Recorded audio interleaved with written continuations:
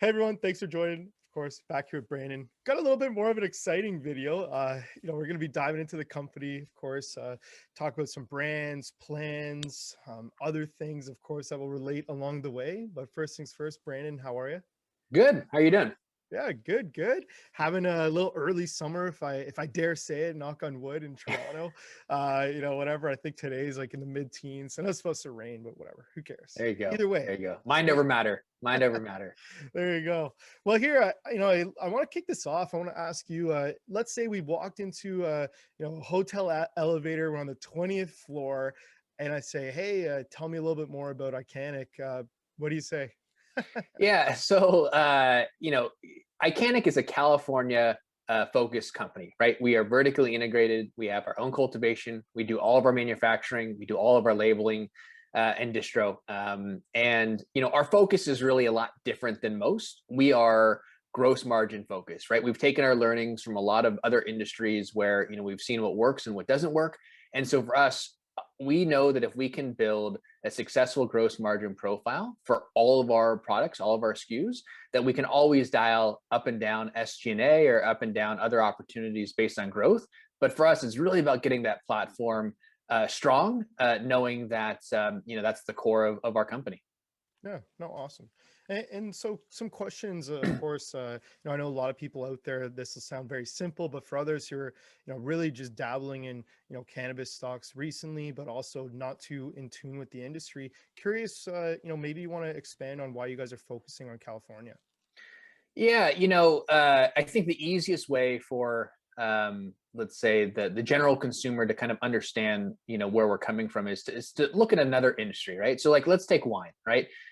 You can grow grapes anywhere you want in the world. You can make wine anywhere you want, but there's always that premium for Napa Valley wine, right? People all across the US want Napa Valley wine. They're willing to pay for it. They're willing to search it out.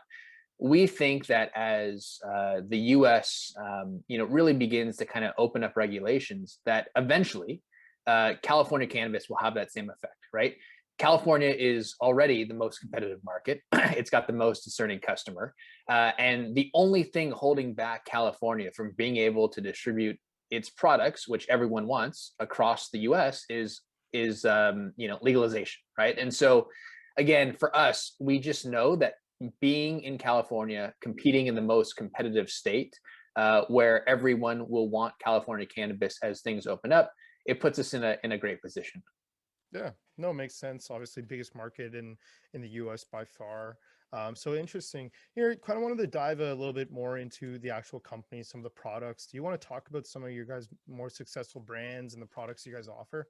Yeah, yeah. I would say, brands are one thing, right? Obviously, but I think, for us, it starts with our three pillar system, right? I mentioned earlier, our goal is a superior gross margin profile, right? And we take that very seriously. It's a very well thought out plan of ultimately how we get there, right? And so for us, the three pillars for us are technology and automation in manufacturing, right? Knowing that we can manufacture products cheaper, with less human capital, and have the ability to kind of scale faster, right? So the first pillar is huge for us. The second pillar for us is our vertical integration, right? We know that the cost of flower, the cost of raw inputs are the single largest cog input into our overall gross margin profile with any product. And so knowing that we are vertically integrated, that we have our own cultivation, allows us to cut down costs dramatically, right? When we first started this process, we were paying $1,800 a pound for premium indoor flower, right? Knowing that we vertically integrated, we could get our cost down to 1,000, 1,100, right? So significantly decreasing the cost of our largest cost of good input, by almost 50%. The other component that we didn't see happening was that same, raw input probably now is $2,400, $2,500 a pound, right? So, where do the companies that have not vertically integrated go, right? Price of flower has increased dramatically. The ironic thing is that price of finished goods at the retail level hasn't increased at all, right? So a lot of those brands have just had to eat up that margin, right?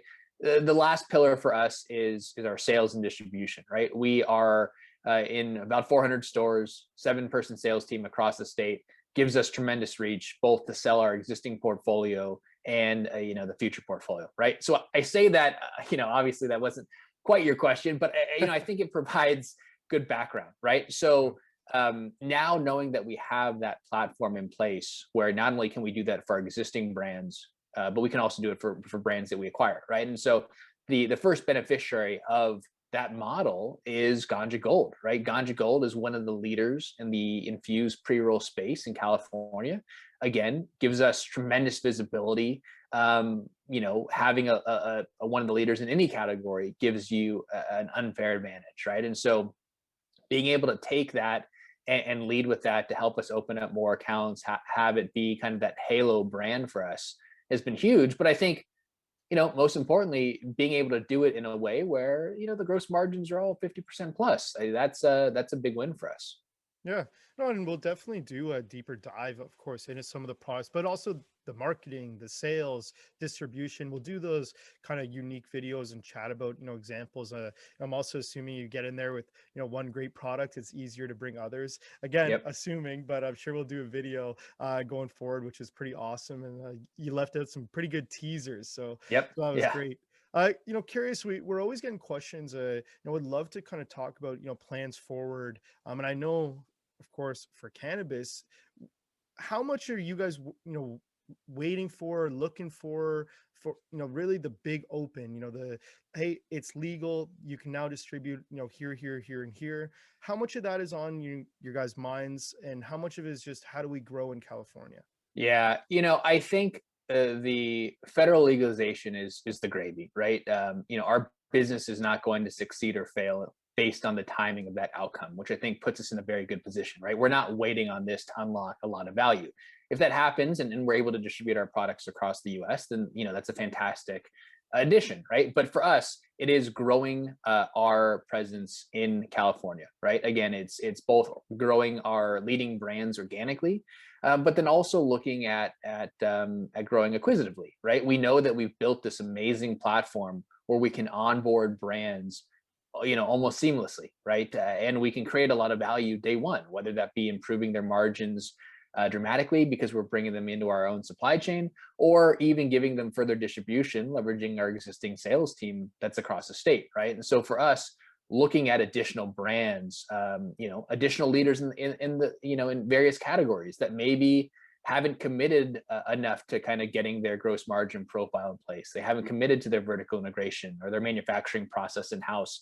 Those types of things become very easy for us and very creative for us, because we can bring them into our supply chain, get them, get their margins in place, and then further increase that distribution. Yeah, no, awesome.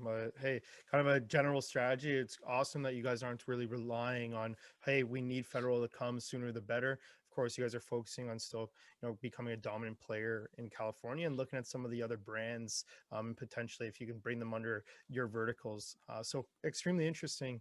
That was kind of the bigger parts of my questions. Curious if there's anything else about the company in general you wanted to go over and kind of talk about. Yeah, no, I think the only thing that I think is helpful for the audience is, we say California, California, California, right? And I think that the market and the opportunity, and a lot of people think that, hey, you got to get that federal legalization in place in order to really make it a successful company, right? And I think the only thing I would add is that, in 2019, California accounted for almost $4 billion of legal sales within the state, right?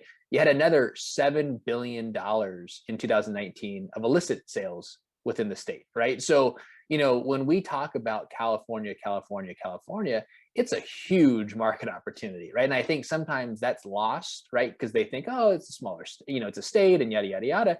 But, having almost a market where there's, in 2019, there was almost an $11 billion total addressable market if you include legal and illegal sales, that's a huge opportunity, right? So it kind of gives insight as to why we are very comfortable in California and why we don't really need federal legalization. Sure, if it happens, it's going to be fantastic and it's going to be gravy, but having an $11 billion playground to really kind of sell your products and really grow in, is a huge opportunity.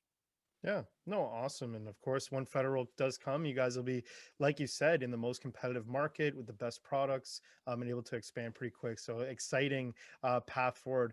Well, Brandon, thanks so much for joining. I think this was a great video. Thank you.